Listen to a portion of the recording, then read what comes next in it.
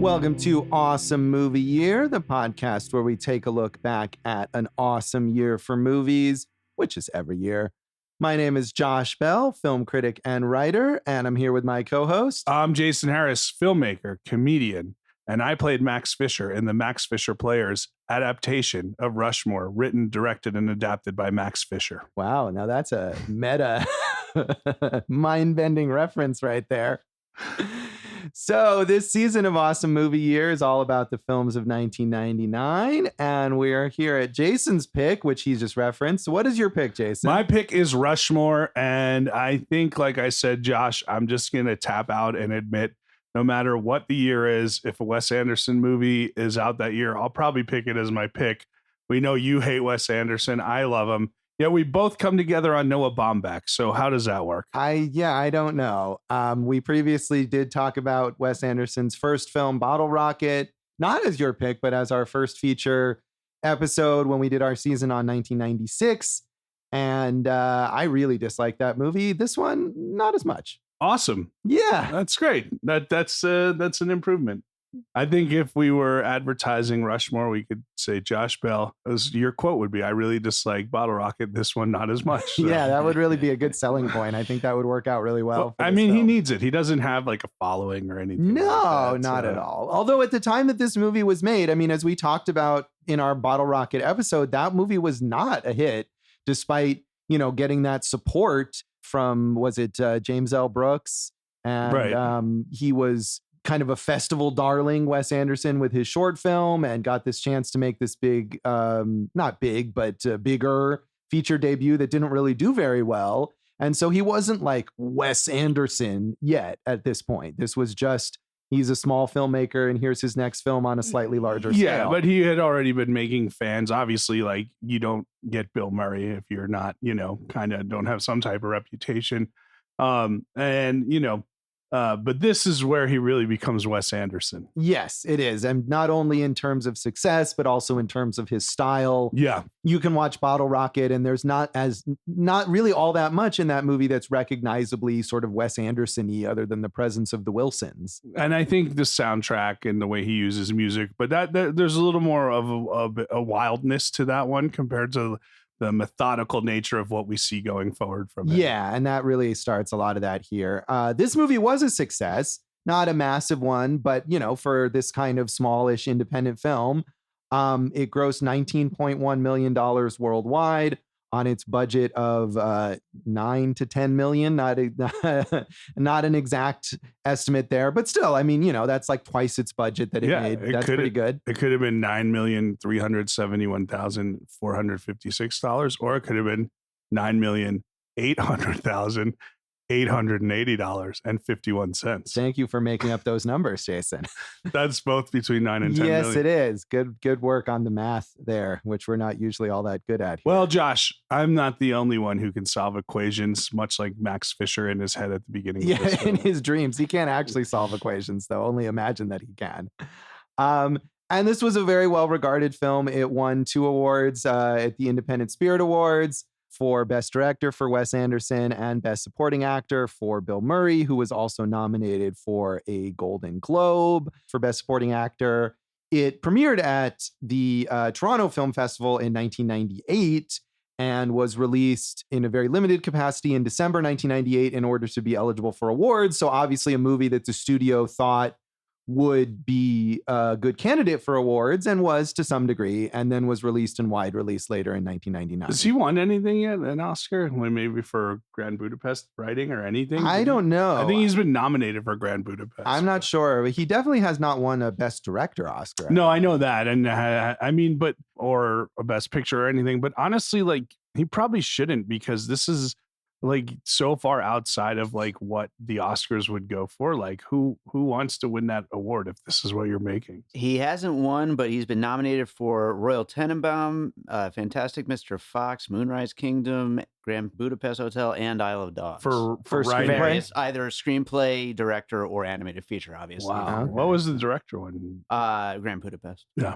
Yeah. I mean, so like, you're right that he doesn't necessarily make like Oscar-y kinds of movies, but obviously those voters like him if they've nominated him that many times. So it's possible he'll get to one particular subject or whatever that will just work and get him Yeah, there. it's kind of like Spike Lee to me, right? Because he's taking these big swings now, and Wes Anderson's in his own world, like doing his own Wes Anderson thing, and like Spike Lee should have won an Oscar of some type for Do the Right Thing, and then they're like 30 years later, here's a writing award for Black Klansman, which like I'm not negating what I'm saying is they seem to be a little looser on like the screenplay awards than like we'll give you this, but don't expect a director award or something. Right. Or who knows how long? I mean, how long did it take Martin Scorsese to win Best Director for The Departed? Which, Yeah. I mean, people love and is great, but is certainly not his best work necessarily. Right. Or at least there were other movies up to that standard. Right. But I think the thing with Wes Anderson, unlike Martin Scorsese or Spike Lee, who are very diverse in their approaches, Wes Anderson does the Wes Anderson thing all the time. And as his career goes on, he only gets more honed in on that Wes Anderson thing. Yeah. So Taika Waititi, you should find a different style. Well, I mean, could you imagine Wes Anderson directing a Marvel superhero movie? I would love that. I don't think it's going to happen. But this movie, again, well regarded, got a lot of positive reviews from critics. Roger Ebert said, the movie turns into a strategic duel between Max Fisher, played by Jason Schwartzman, and Bloom, Bill Murray's character. And that could be funny, except that it gets a little mean when Max spills the beans to Bloom's wife and feels too contrived. When plotting replaces stage setting and character development, the air goes out of the movie. Wes Anderson and Owen Wilson are good offbeat filmmakers. They fill the corners of their story with nice touches, like the details of Max's wildly overambitious stage production of Serpico. But their film seems torn between conflicting possibilities. It's structured like a comedy, but there are undertones of darker themes, and I almost wish they'd allowed the plot to lead them into those shadows. The Max Fisher they give us is going to grow up into Benjamin Braddock, but there is an unrealized Max who would have become Charles Foster Kane. And Benjamin Braddock, the character Dustin Hoffman plays in The Graduate, and that is a movie that was heavily referenced here as an influence. And I think you can see that. I mean, if nothing else, in the way that Jason Schwartzman looks as Max Fisher seems to resemble Benjamin Braddock. He's younger, of course. Max is a 15-year-old high school student versus Benjamin Braddock, the college graduate. I mean, there's also that comparison of Bloom, because he sinks into the pool and everything like Braddock does. And like Braddock sees his hopelessness out of, I finished college, and Bloom's like, I'm middle-aged and hopeless now. Right. So yeah, the Graduate, which clearly we need to watch again and reassess, because we both liked it but didn't love it, I think. Right. Yeah, I was pretty positive on it, I think, when we did our episode. I was like, it's good, but I didn't like it as much as I saw it the first time. But yeah, we mentioned it here and clearly here, and then also in Fight Club. Two very similar films. Yeah, but I can see the influence. I think when we talked about it in Fight Club, I didn't really quite see the parallels there, but here I can definitely see it. I think it's that hopelessness and where that'll lead you. But also, like, I want to disagree with Ebert here on this whole idea of like, oh, well, it was too comedic and it should have been darker type thing. Like, this is like Wes Anderson is so blunt and unforgiving with like, he doesn't really care, like, if the characters are likable or what might happen to him, right? That's how it feels anyway. I don't think it needed to be darker than this. Yeah, I don't know. It's weird to me too. And again, I don't really like this movie that much, but the idea that not only does Ebert here reference it as a comedy, but it's been on lists of like the greatest comedies, and it was, named the best comedy of the year by some organizations. And like, to me, this movie is not funny at all, but not in a sense of like it fails to be funny, but it didn't seem to me like it was trying to be funny. And maybe that's just, I'm not on Wes Anderson's wavelength, as we've established, but I don't find anything about this movie humorous. I do, but again, I think it's like, and I don't want to go so far as like towards the Tim and Eric comedy, right? But like, that's what I mean. I think like there's no delineation for him of like, well, this is just how it's written. And it is funny, but it's funny because we're playing it so seriously. Right. And maybe that's what it is. It's this kind of deadpan sense that to me, I mean, even though I really enjoy a lot of deadpan, dry humor, but that to me just never works from Wes Anderson. Okay, I'm going to bring up a moment in this movie that I thought was so hilarious and maybe wasn't as deadpan-y as when Herman Bloom goes to is Olivia Williams, what's her name? Yeah, Miss Cross, the yeah. teacher that both Max and Herman are in love with. And he goes to deliver a message to her from Max, and they have a little conversation, and the conversation ends, and she turns back to her class, and he sprints away.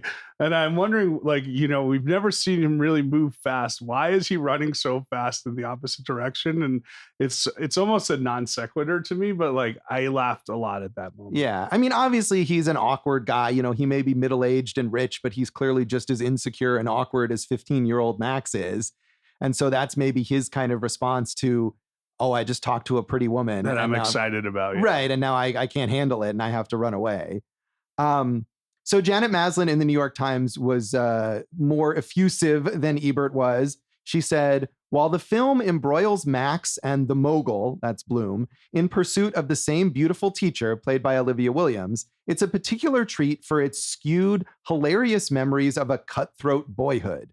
Bespectacled Max, who's as much of a sight gag for the wide-angle lens as he is a flesh and blood character, starts off on top of the Rushmore world and experiences a wonderfully welcome comeuppance.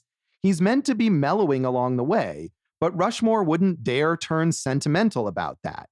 As directed by Mr. Anderson and written by him with Owen Wilson, his partner on Bottle Rocket, which Rushmore far surpasses, it's too smart to be maudlin. And I mean, I think that's true in the sense that this isn't a sentimental film. And not that I want it to be sentimental, but one of the things about Anderson that's a common criticism and that I feel is that his films are such these like clockwork constructions that they never feel like they have genuine emotion or human beings in them. Did you feel that in this one? Not to necessarily to the degree of some of his later films, but a bit. I never felt emotionally invested in any of these characters or what might happen to them. I definitely feel like the moments were earned and the ending like gets me. And it's a classic Wes Anderson ending with its like, you know, one shot where you're seeing, you know, the character, pretty much all the characters in this one in a carefully constructed shot. And you have, you know, the faces behind there singing, you know, ooh la la. And I mean, it just feels like that's the forerunner to what we see in the future. But I felt like everything was earned. And I don't agree with like all the moments or behaviors of the character, even from a motivational standpoint. For instance, like after Herman and Miss Cross break up and then Max like climbs through her window faking the injury, I feel like that was where it got like, all right, this is too far down the unbelievability path for me. Yeah. I mean, I don't know about like unbelievability or just the fact that, I mean, and I guess maybe this is part of the point, but Max is terrible. Yeah, he's a horrible person. He is. And I knew you were going to say that. And that's why I'm shocked that you kind of like this movie, because I could see you just getting in there and just hating this guy and making the movie not enjoyable at all for you. I mean, I wouldn't say that I kind of liked it. I'm just saying that I didn't dislike it as much as Bottle Rocket, which I really, really dislike. I found this more tolerable, you know, but yeah, I think that's part of the issue is that Max is really unpleasant. And that even though a lot of these reviews point out the idea that like, well, we're not, you know, he's not being presented as likable or whatever, I feel like this movie has such a whimsical tone that it's not that he's supposed to be likable, but you're supposed to be amused by him and his antics and, or, you know, and kind of, if not on his side, at least understanding of him or whatever. And I just found him, he's terrible and he remains terrible. He's not better by the end. I think he gets better by the end. For sure he gets better. He's more open to being honest with who he is. He treats people better. He, you know, realizes that certain people who care for him, he could actually care for back, you know. He's way better as a character by the end. And I think part of that is that he's 15, right? So part of the reason he sucks is because everyone kind of sucks when they're 15, right? Right. You know? And he does have this like ultra youthful confidence about him at the beginning, and he's in his own bubble that gets burst, and it has to take him all the way down for him to be built back up. Like I said, I think it's earned in this one. Yeah, I mean, sure, by the end, if we want to talk about the ending, like he's willing to admit that he's from this working class background and his dad's a barber and not a neurosurgeon. And he, sort of grudgingly is willing to date this girl who he's treated horribly and yet still wants to date him, who is his age rather than an adult. But again, we say that now as adults, but like, dude, you know how many girls treated me horribly that I wanted to date back in the day or now? I mean, but that doesn't make it like, it's still a story and we still have to sort of care. And again, I think the movie presenting that as if Max is sort of like matured or gone onto a better path by the end, I just didn't buy it. Where it gets me, Josh, is it's this story of someone like figuring themselves out.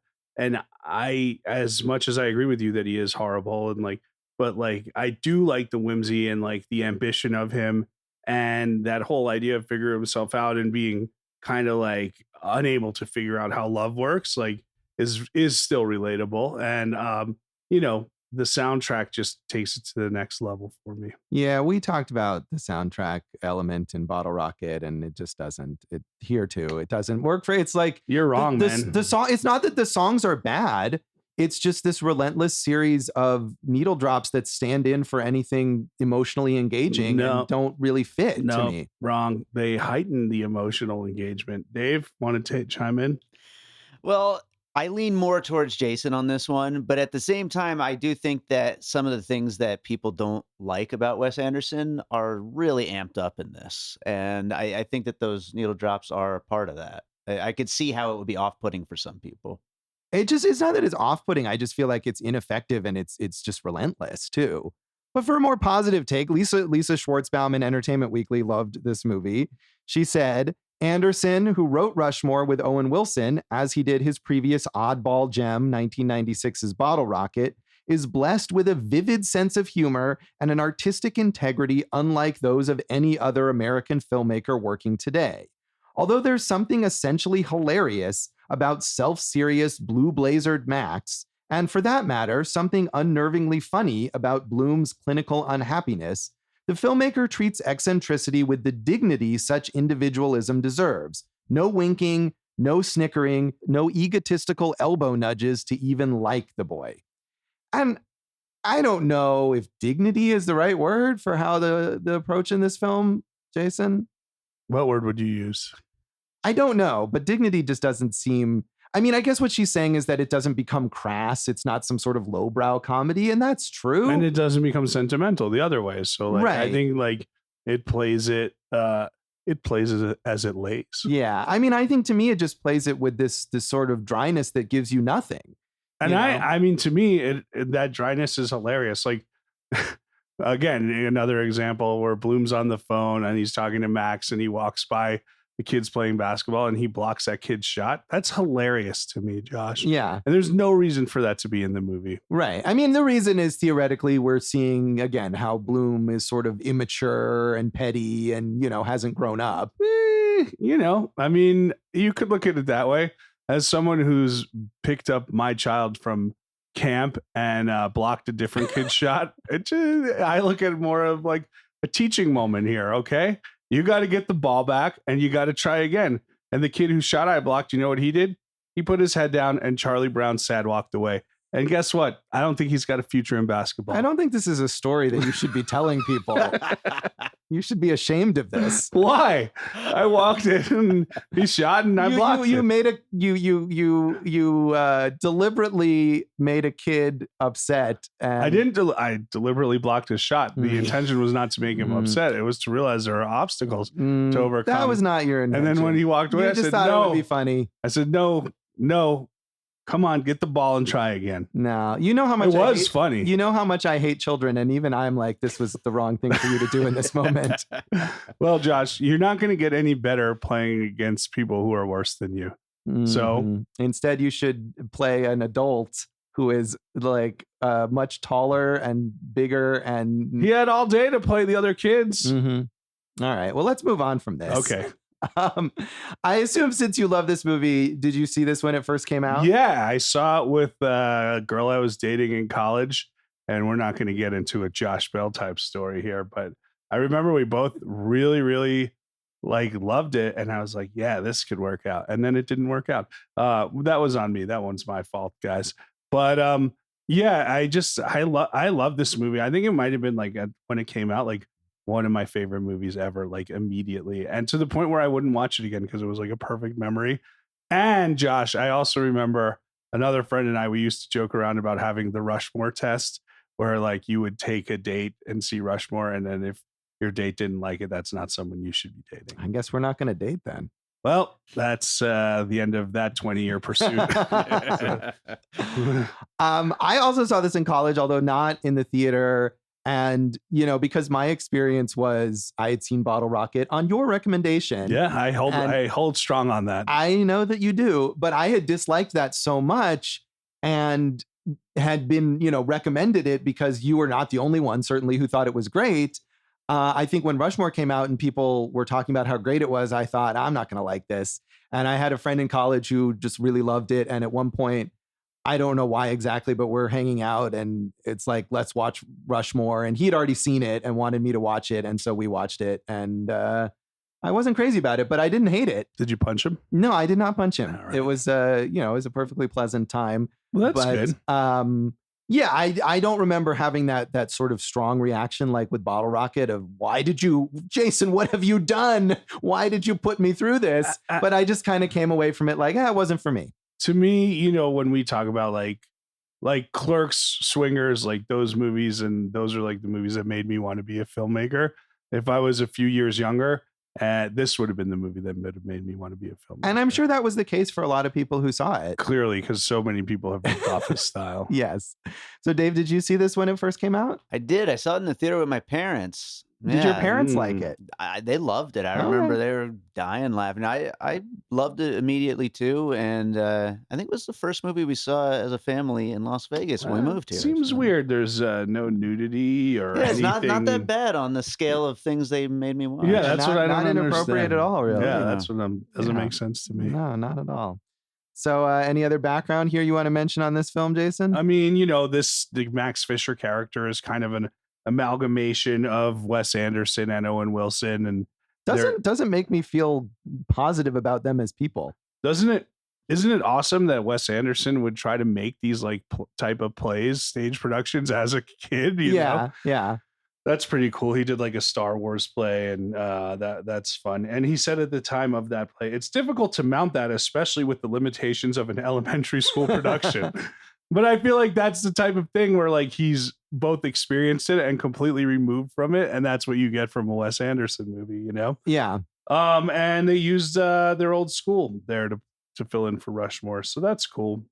Yeah, it is the school that did they both go there, or was that Wes Anderson went to? I think Owen Wilson went there and he got kicked out of it. Okay, yeah, that makes sense. So we'll come back then in a moment and talk about our general thoughts on Rushmore.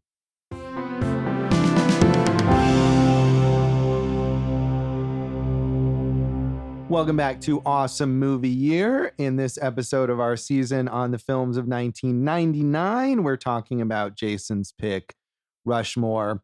And as has been well established on this podcast, Jason loves Wes Anderson. I do. And I don't. I do love Wes Anderson. And like I said, this was one I hadn't rewatched as opposed to like Tenenbaums, which I rewatched a billion times. But yeah, no, I mean, this still holds up. I don't know. I haven't made a letterboxed list where you can follow me at Go for Jason of the Wes Anderson movies in order. But since I'll rewatch all of them, I probably will get there. So would you put this at the top, you think? No, I don't think so. I think first watch all the way through Tenenbaums was probably my favorite. But I do have to, and Moonrise Kingdom were the two that like just broke out for me. This was, but I actually like this one less this time than when I first saw it. I think there's two reasons for that. One, it was just such like epiphany in my head. Like, whoa, this hits every level of style and music and this and that. And like, it was hilarious to me. And so, you lose a little of that. And then two, I agree with you that Max Fisher is just incredibly unlikable, and you lose a little there too. Yeah, I that to me was the thing. And I don't remember what I thought specifically about that when I first saw it, and I haven't seen it since that time in college in 99 or 2000 or whatever it was. But that was what struck me this whole time, is just how awful Max is. It's weird that like did you find when you were researching the criticisms of this film, like no one seemed to be like, hey, that Max, he really sucks. They were like, yeah, that Max, he's ambitious, huh? Well, no, I think it's actually, that was kind of what I thought, that like, oh, nobody seemed to comment on that. But I think there were some comments, and the idea that Max is unlikable, but the way he's presented is an entertaining, you know? And so much like my brother Max. Oh, I'm sure he's going to appreciate hearing that. So I think there was some of that, but it was rarely, if ever, brought up as a criticism. It was in a way a positive, like, oh, it took this character that's kind of, you know, unpleasant or would be unpleasant and presented him in a way that we find very entertaining. Yeah, you know, it's weird to me because it is entertaining, like that montage at the beginning that, of course, the studio wanted to cut because they were like, do we need this? We don't understand how to make movies awesome. Where it's like showing him, and, you know, with the Rushmore racers and the fencing team and all that cool, iconic stuff that we've seen in really 100 commercials since then, right? You know, and you're like, you kind of get into it right away with him. And, but so on the one hand, I do like him from that ambitious standpoint. I like that he's got his own like kind of assistant, Dirk Calloway, slave, perhaps. I went with person he treats terribly throughout the film. He does, you know. So I can't deny that, right? So that's what I mean. Like, but yeah, like with that part where they say that it gets mean, like between him and Bloom, like that's probably some of my favorite stuff in the movie. Yeah, I don't know. I found that really, because I feel like that sequence where, so he and Bloom have now fully established that they are both in love with Miss Cross, the teacher played by Olivia Williams. And so they're now having this war between them or something. And it's really nasty. The scene where Max gets arrested, I was like, yeah, Max should be in jail. He should. And he went to jail. So what's for the like problem? A minute, you know? I mean, one of the things he does is he cuts Herman's brakes, which could theoretically have killed him. Yeah, I think you might have not done that. The thing that didn't make sense to me in that sequence, Josh, was he tells Mrs. Bloom about the affair. But when we see the kid's birthday party, right, it looks like she's already having an affair of her own. Like she's feeding cake to another adult male while Herman's off in the distance, you know, doing his own thing. So it looks like she's already, you know, that marriage is already over to me. Well, right. And that may be true. And I think that is deliberate because Bloom, I think, is meant to be less unlikable than Max. And so the fact that he starts having this relationship with Miss Cross, and unlike Max, he actually succeeds in getting her. But he's married. I think we need to see that his marriage is essentially over or is a sham or whatever, so that he is less unlikable as a guy. He's this rich dude having an affair, even though I feel like it doesn't entirely succeed at making that convincing. Well, this is what I mean. It's like, one, if she's already having an affair, right, and we assume their marriage is over, then when he tells her that, hey, Herman's having an affair, you wouldn't think like, okay, well, I'm going to kick him out of the house. Now my marriage is over. If like she's already acting the same way. Well, we don't know. I mean, we see that one brief glimpse of her maybe just flirting with that guy. Who knows what she's actually doing? And we're looking at it in a way from Herman's perspective. I do want to talk about this sequence because like where they're pranking each other and it keeps escalating. That song, A Quick One While He's Away by The Who, You Are Forgiven. Dave, you want to sing a little? No, thank you. Like that to me is one of like the most rapturous sequences in film that I've ever seen. I love that sequence. I love the way the song's used against it. It's not a well-known Who song. I think they had to like pick it out of like a performance from, you know, one of the like Rolling Circus documentaries of the 70s or something. And like, I just love the usage of that. I love the shot selection, the slow motion, the way he does that is like one of my favorite montage sequences ever in movies. Wow. See, and that just like barely registered to me as anything notable. Yeah, I could. And I think that's, you know, like you said, like you feel like nothing towards the soundtrack, where I feel like it's all elevating the material. Right. And again, I want to say it's not that I don't think those songs are good. And I definitely, after watching this movie, had that Faces song, which is a very well-known song, Ooh La La, you know, in my head and singing along with it. It's a great song. But at the same time, I can't conjure up that Who song that you're talking about. And I Not saw even when I sing it. no, and I saw this movie yesterday. Forgiven, you are forgiven. It doesn't help that you keep doing that. I get It's not making it any better. Well. So I mean, and we talked about this in the Bottle Rocket episode. Is to me, the music doesn't enhance any of what's going on screen. It's not this sort of synergy of what you would want for something like that. It heightens for me. Yeah, to me, it didn't do anything, and it just felt like this relentless. It reminded me of one of the criticisms of Cruella recently, where it's like they just use these constant needle drops to kind of stand in for emotions. But see, Cruella, what?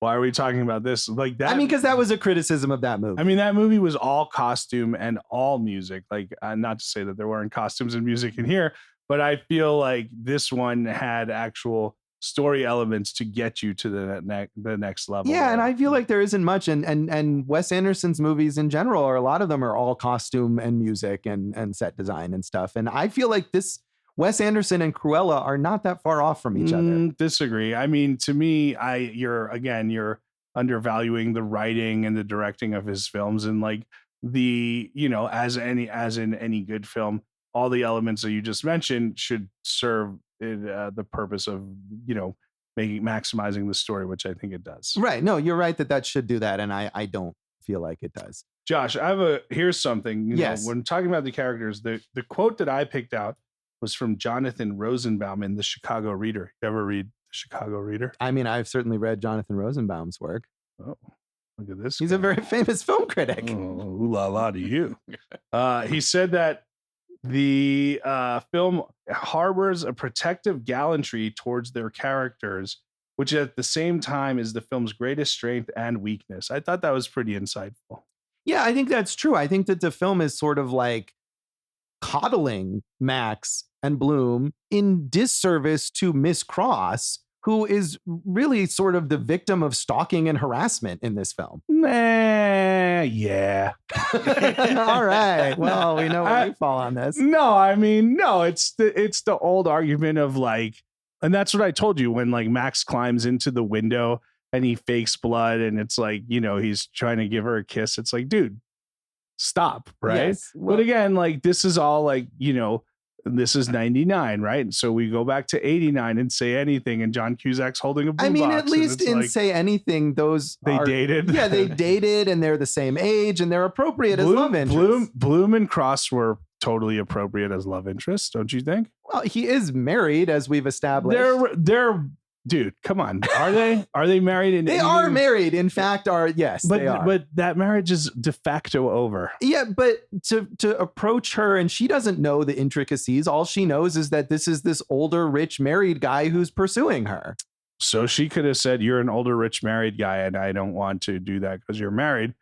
But she doesn't have. But there's the level of power imbalance. He's also one of the benefactors of the place where she works. That you really think that has to do with his pursuit of her? That he's a benefactor at Rushmore Academy? Not consciously on his part, but in terms of his position. Were this a real thing, that would certainly come into play. And honestly, one of the things that I found the least convincing about this movie is that she actually kind of goes along with him. That unlike Max, who she consistently rejects, rightly so, that she gives in to the advances of Herman and not reluctantly, seems like. Right. It's not reluctant at all. In fact, she is the aggressor at a point where he goes to her house to talk to her about her, but then uses Max as an excuse. But she's the one who says like, oh, well, we could just go for a walk now.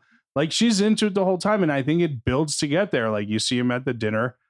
These are OR scrubs. Oh, are they? One of my favorite lines from the movie. Most famous line, which is just a really... Yeah, he's just a dick. Not funny. Right? Yeah. To a guy who's working in an emergency room, right? Yeah. Or an operating room. No, I mean, I don't agree with you on that. I think like this is clearly a consensual... Well, I'm not saying it's non-consensual. I'm just saying that the dynamic is kind of icky. I don't see it here. I mean, she's an adult to make who makes her own decisions. He's an adult, and they together have decided they want to start dating. Yeah, I mean, I guess the other thing about that is that I didn't buy that. Well, I didn't okay. buy that as her character, that she would go I- along with I that. thi- And then I didn't like it. I didn't want that. Like, I didn't feel good about that. I mean, Like, that's a happy ending or whatever. Right, but that's the movie, right? It's the competition.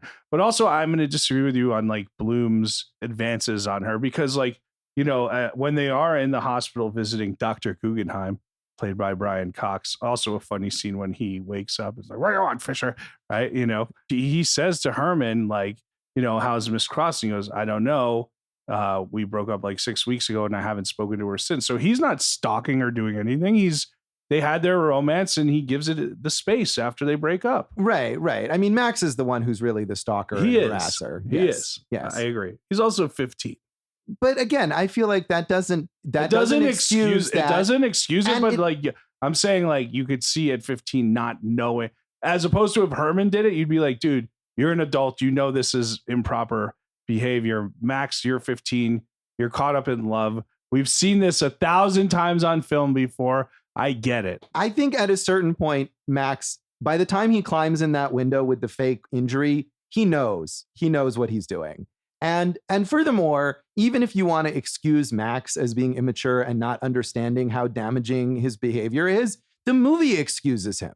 The movie presents him maybe not as likable, but as whimsical and quirky. Okay, so that is a fair point. I think Max doesn't understand his behavior as he's doing it, but I agreed with you. Like, as I said in the beginning, like where it loses me is when he climbs in the window there. Yeah. But yeah, I mean, and also like there's no reason for Dirk Calloway to forgive him either. No, poor Dirk really is so really mistreated. I mean, Max mistreats nearly everyone, even his father, played by Seymour Cassel, who is so kind and understanding. And, you know, he's just like embarrassed of the guy and lies to him because he doesn't want him to come to dinner. And, yeah. And really, like, he deserves better, that guy. I love Seymour Cassel in general. I think Yeah. he's just a great actor and everything. But, you know, Dirk has that line where he spits on Herman Bloom's car. And he goes, "With friends like you, who needs friends?" And he should be saying that about Max. Really. He should. I mean, and eventually he does get to the point where he is angry at Max and you know, ends their friendship because Max has only been his friend in order to get with his mom, another inappropriate situation that we see briefly there. Well, he has a type. Yeah, clearly he does. And Connie Nielsen, who plays the mom, and Olivia Williams actually look very, very, they could play sisters. But Josh, you're again negating the fact that like Max doesn't apologize to Dirk. Dirk comes to get the haircut, gives him a gift, and kind of sets up like, "Oh, you should go visit Dr. Guggenheim," you know, knowing that Bloom will be there, right? So Dirk is the one who like sets all that in motion and everything. Right. And Max doesn't apologize to Dirk, and yet Dirk forgives him anyway. That's what I'm saying. Yeah, no, you're right. And but to me, that points to, again, the idea that Max is not any better by the end of the movie. That I don't like him anymore. I don't feel like he's matured in any He way. did apologize eventually. To Dirk? Yeah. Yeah. I think when they were flying the kite or something like that. Yeah. I don't know. Does he explicitly apologize, or maybe, yeah, in a sort of an oblique way? You may be right about that. But I don't remember. I don't know. By that point, I just am not, you know, and the way he treats Margaret Yang, the more age appropriate love interest for him. Sarah Tanaka is a good actress. She's always fun. I wish she was still acting. Yeah, she's good in that part. And Mason Gamble, who plays Dirk, is also good. Both of them didn't really do much after this as actors. And you know, here's an example of what I mean when I say Max doesn't understand like his own behavior, and you know, there's an arrogance and an ego, and just he's in his own world. Like when he goes and finally like, you know, Magnus is the one who tells Dirk that Max made up the rumor about getting a hand job from Dirk's mom, right? And then like he goes to confront him and Magnus just punches him and like knocks him out. And then when Max wakes up, he sees Dirk and like Dirk's friends around and he just goes, "We got him, Dirk."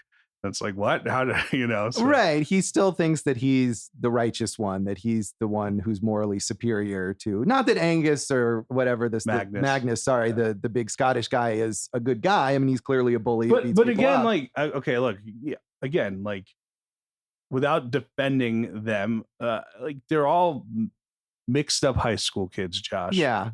Like you're not, I would hope you're a better person now than you were in high school. Maybe. And that's not to say that I was a good person in high school. No, that's great though. That's fantastic. Yeah. So I mean, this is your pick. Is there anything else you love about this that you want to mention? Well, no, we talked about, those Anderson elements of style, shot composition. I think this is where we really see where he's going with all of this, and there's a lot of memorable shots, whether it's that sequence at the beginning we talked about, like showing all of Max's extracurriculars. The plays are great, and kind of stuff like that. And I love Kumar. One of Kumar's, I mean, he's also in Tenenbaums, but when they cut to him at the end, there's that awesome shot, which to me was, I was surprised you didn't like it, or maybe didn't even reference it, because it reminded me of the shot in Weekend, that long tracking shot, and also like Altman, where like the sound is kind of overlaid on it, and they, telling what everyone thought of the play, and so everyone's giving the reaction of the play, and they get to Kumar, and Andrew Wilson says, "What did you think of the play, Mr. Little Gene?" He goes, "Best play ever, man." That always made me laugh. That didn't I like that. really register with me. So nothing registers with you. No, Josh. apparently not. So, but Dave, you're anything you like about this movie? You're more of a fan than I am too. Yeah, I mean, I don't think it's as funny as a lot of Wes Anderson's other movies, and that's where it kind of like loses me some. And there's certainly some laugh out loud moments. I mean, I really like Bill Murray's kids; they're awful, and some of the other things that Jason already mentioned. But yeah, I mean, generally speaking, though, I think you guys covered everything about this thing. I mean, the plays are fun to watch. Yeah. So should we rate this then? Sure. Out of 5 rumors of a hand job. Oh, yeah, I was going to say like Rushmore pins or something, That's but sure. fine. 5 extracurricular activities. 5 extracurricular activities. That works. It gets 4 for me. And Okay. what's interesting about that is, like I said, when I saw it, it was like one of my, pantheon of movies. And I remember when we did Bottle Rocket on here, I gave Bottle Rocket on this viewing a 4.5. So Bottle Rocket is now ranked ahead of Rushmore above this. for me. Wow. Okay. I'm going to give it a 2.5 extracurricular activities. Like I said, I don't hate it, but it just doesn't do anything for me. So Dave? I'm going with 3. No, that's kind of low, I think. I liked it though. All right. Fair enough. Well, we'll come back in a moment and talk about the legacy of Rushmore.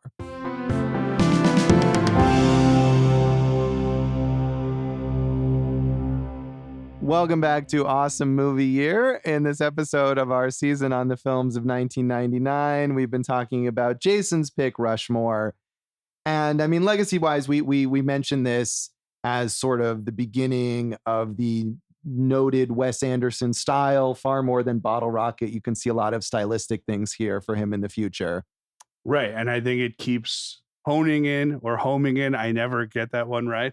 And, it just keeps building this style upon style, and whether it's set or costume design or music, it all kind of works in this Wes Anderson world that doesn't exist outside of there in Taika Waititi. Yeah, I feel like that's true, that his movies get more and more kind of insular and contained in these little like diorama like structures that, to me is like going further and further in the opposite direction of what I might potentially like about his films, but clearly it's working for him. So yeah, I mean, look, man, it's it would be boring if every filmmaker did the same thing, Josh. But that is what he does, just does the same thing. No, but if every filmmaker did the same thing as each other. Yeah. But he just does the same thing as himself. I think time. he does a very good job of doing Wes Anderson movies. Yeah, he's the best at making Wes Anderson movies. I agree. I think there's enough of a variety within his work of film. I'm going to step up and defend him a little bit here. I mean, he's got his stop motion stuff. He's got stuff that's more character based, that's more ensemble based, and just I think there's a good variety in his work. Well, Dave, and this is as a Wes Anderson fan, we're taking out Isle of Dogs and Fantastic Mr. Fox because those are Well, why would we take them No, out? I why mean, take them they're out? his films just as much as any of his other films.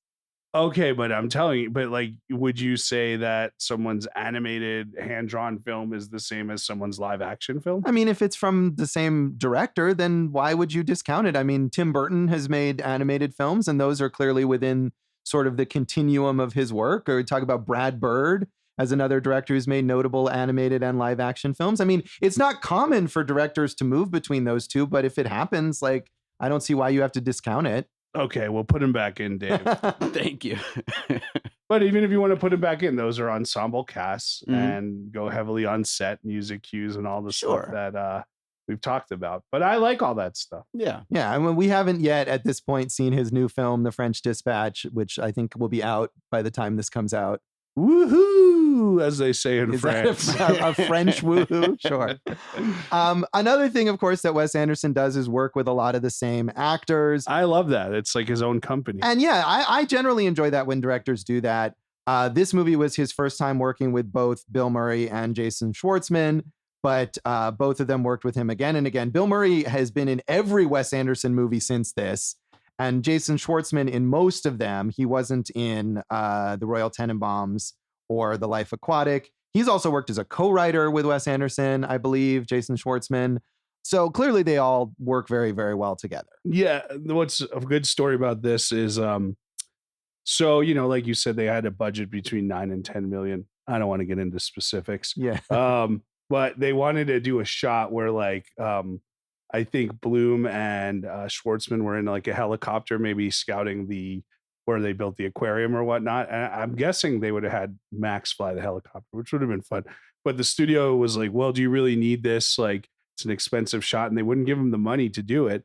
And Bill Murray just wrote him a blank check and was like, if you need the shot, just do what you need to make the movie. Yeah, I mean, it's clear that Bill Murray, even though he hadn't worked with Wes Anderson before, they just were on the same wavelength, and he trusted him, to make a movie that he would be proud of being a part of. This, like, when you look at Bill Murray, this is the defining line to me of moving from the classic comedy Bill Murray into this more indie, middle-aged Bill Murray. Right. This really did send his career in that whole other direction. Obviously, he worked with Wes Anderson multiple times after that, but also his work with Sofia Coppola and with Jim Jarmusch. All of that, I think, came out of this movie. Not that he doesn't still do dumb comedies. I mean, his work as the voice of Garfield is still on the horizon after this. But, certainly you're right that this is really a catalyst for his journey into that indie film world. And I think we got to give credit to Olivia Williams. We talked about her when we talked about The Sixth Sense, and I feel like she's someone who did not work with Wes Anderson again. But in general, she's kind of an underrated actor. And this Miss Cross part here is hard to pull off because she really is just sort of reactive in the battle between these two big personalities, and she makes that person feel real. She's very good and underrated in this country. She works constantly in Britain, and I'm so glad that she does. Yeah, I mean, she works a lot. I just feel like she's not necessarily always given her due. I liked her a lot on Joss Whedon's Dollhouse and the movie The Ghostwriter. Those are a couple of my favorites, but she's been in a lot of good stuff. And as we said, very good in The Sixth Sense, which was also from she had said. So she was in The Postman, the Kevin Costner movie, right? Yeah. And that was supposed to be a big deal, and turned out to be The Postman. Yeah. But she was like, I had all these scripts, everything I could have wanted at this point in time. And, she was reading a bunch of stuff, and she got this script, and she was like, it just felt so far and above better than all the other scripts. And we're talking about the flaws and not, it's not necessarily not a fully realized female. There's more layers to her than a lot of the other females we see around this time. But we would have liked a little more kind of, I don't know, like pushback from her. Yeah, I mean, again, I just feel like she's an entirely reactive character. Yeah, okay, a little, yeah, that's fair. A little more assertion, I'd say. But this is, this is still one of the best scripts she said she got. She also got The Matrix, and she didn't understand it. Yeah, well, that's what we've referenced. Also, we talked about Wild Wild West. Will Smith also not getting The Matrix when he was offered the chance to be in it. So, a couple of things, Josh. 1,800 teenagers auditioned for Max Fisher. Names bandied about included Macaulay Culkin, which I would have been all in for. That would have been interesting. Yeah. Noah Taylor, who is that even? I think he's an Australian actor, maybe. But who is that even? I'm not sure, but I think he's still working as an adult. That name sounds familiar. Yeah, Elijah Wood, we love Elijah Wood. Yeah, he could have been good in that. Yeah, I think he could be good in anything. And Darren Criss from Glee. Oh, from Glee. Yeah, I didn't realize he was. I don't think he would have. I think he's too gleeful. Yeah, I mean, and that's weird because Glee was like, 10 plus, maybe not 10 years, but many years later, and he was still playing a high schooler. Yeah. So, and then Bill Murray, there's a great quote from him about the motivation of the character. and who Herman Bloom was. And also, I think what the movie is he says it's the struggle to retain civility and kindness in the face of extraordinary pain. Okay. Whatever, Josh, leave me alone. All right. Hey, Josh, one other fun thing about The Legacy is we talked about the MTV Movie Awards and how big those were. Do you remember that Max Fisher, they did some plays for the MTV Movie Awards back then? I probably watched it because I definitely watched all that stuff at that time, but I don't recall it. The Max Fisher players put on Armageddon, The Truman Show, and Out of Sight. And they'd be fun to look up on YouTube. Yeah, that's an interesting combo of films for them to do. Josh, you just got to find something you love to do and then do it for the rest of your life. Just like our podcast. For me, it's Awesome Movie. Yeah. All right. Sorry, I stepped on your line there. That's okay, buddy. So that's Rushmore, and that's this episode of Awesome Movie Year. Check us out on social media. Yeah, why don't you check us out on social media? GoForJason.com. Got expelled from the World Wide Web School of Good Websites. Jason Harris Comedy or J Harris Comedy on Facebook, Instagram, Twitter. AwesomeMovieYear.com possibly has up Blair Witch the Musical. Who knows? If it doesn't, some of our other socials might have it. Awesome Movie Year on Facebook and Instagram. Awesome Movie Pod on Twitter. I am at JoshBellHatesEverything.com. Also on sudden death probation, I think. At Josh Bell Hates Everything on Facebook and at Signal Bleed on Twitter. And listen to our producer, David Rosen's awesome podcast, Piecing It Together. Check out Piecing It Together wherever you listen to podcasts, and follow us on social media at Piecing Pod, and join our Facebook group, Popcorn and Puzzle Pieces, where if there hasn't been, I feel like we should do a ranking post of Wes Anderson movies. Yeah, but let's wait until after we all see The French Dispatch. Sounds good. Okay. What are we talking about in our next episode, Jason? Josh, another joyous film about film. Not that Rushmore was that. It was more about other things. But this is American Movie, a documentary that to this day permeates the souls of filmmakers everywhere. And that is our Sundance Grand Jury Prize winner episode. So tune in next time for American Movie. And thanks for listening to Awesome Movie Year. Thank you for listening to Awesome Movie Year. Make sure to follow Awesome Movie Year on Facebook, at Awesome Movie Pod on Twitter, and at Awesome Movie Year on Instagram. And if you like the show, review us and rate us with 5 stars on Apple Podcasts.